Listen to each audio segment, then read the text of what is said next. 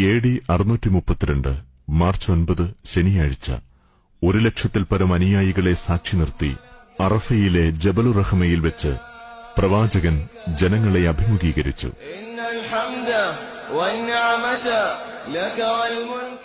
ജനങ്ങളെ, എന്റെ വാക്കുകൾ ശ്രദ്ധാപൂർവം ശ്രവിക്കുക. ഇനിയൊരിക്കൽ കൂടി ഇവിടെ വെച്ച് നിങ്ങളുമായി സന്ധിക്കാൻ സാധിക്കുമോ എന്ന് എനിക്കറിയില്ല.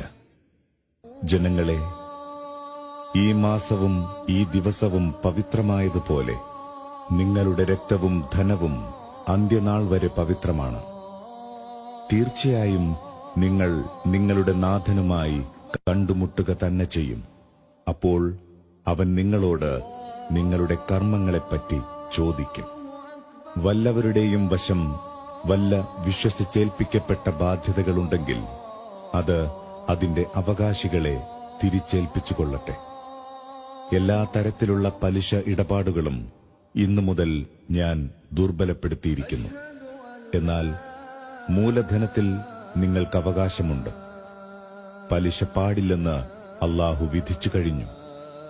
ആദ്യമായി എന്റെ പിതൃവ്യൻ അബ്ബാസിന് കിട്ടാനുള്ള പലിശ ഞാനിതാ റദ്ദു ചെയ്തിരിക്കുന്നു. അനിസ്ലാമിക കാലത്തെ എല്ലാ കുടിപ്പകയും ഇന്നത്തോടുകൂടി ദുർബലപ്പെടുത്തിയിരിക്കുന്നു. അനിസ്ലാമിക കാലത്തെ എല്ലാവിധ കുലമഹിമകളും പദവികളും ഇതാ അസാധുവായിരിക്കുന്നു. നിങ്ങൾ ശപിക്കപ്പെട്ട പിശാചിനെ സൂക്ഷിക്കുക. അവൻ ഇന്ന് നിരാശനായിരിക്കുന്നു. ജനങ്ങളെ, നിങ്ങൾക്ക് സ്ത്രീകളോട് ചില ബാധ്യതകളുണ്ട്. അവർക്ക് നിങ്ങളോടും. വ്യക്തമായ നീചവൃത്തികൾ ചെയ്യുകയുമരുത്. സ്ത്രീകളോട് നിങ്ങൾ ദയാപുരസ്സരം പെരുമാറുക. അവർ നിങ്ങളുടെ ആശ്രിതരും പങ്കാളികളുമാണ്. ജനങ്ങളെ, വിശ്വാസികൾ പരസ്പരം സഹോദരന്മാരാണ്. തന്റെ സഹോദരൻ മനസ്സംതൃപ്തിയോടുകൂടി തരുന്നതല്ലാതെ ആർക്കും ഒന്നും അനുവദനീയമല്ല. നിങ്ങൾ അന്യോന്യം ഹിംസകളിലേർപ്പെടാതിരിക്കുക. അങ്ങനെ ചെയ്താൽ നിങ്ങൾ സത്യനിഷേധികളായിത്തീരും. ജനങ്ങളെ, ഞാൻ ഇനി പറയുന്നത് സസൂക്ഷ്മം ശ്രവിക്കുക.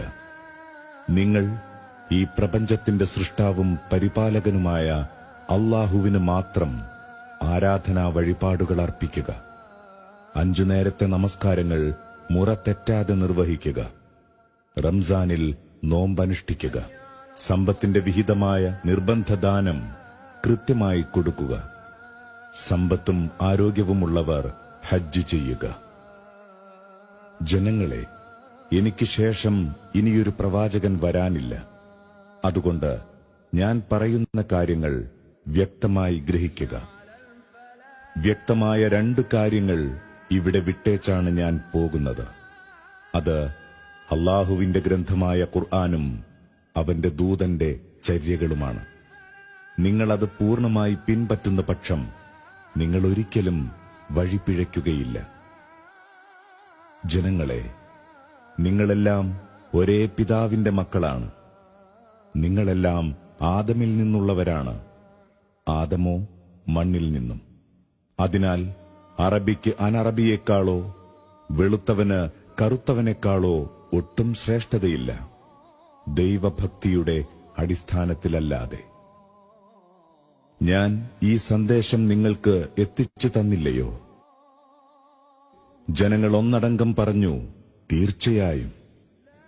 പ്രവാചകൻ ആകാശത്തേക്ക് കൈയുയർത്തി, അല്ലാഹുവേ, നീ ഇതിന് സാക്ഷി. അറിയുക, ഈ സന്ദേശം കിട്ടിയവർ കിട്ടാത്തവർക്ക് ഇത് എത്തിച്ചു കൊടുക്കട്ടെ.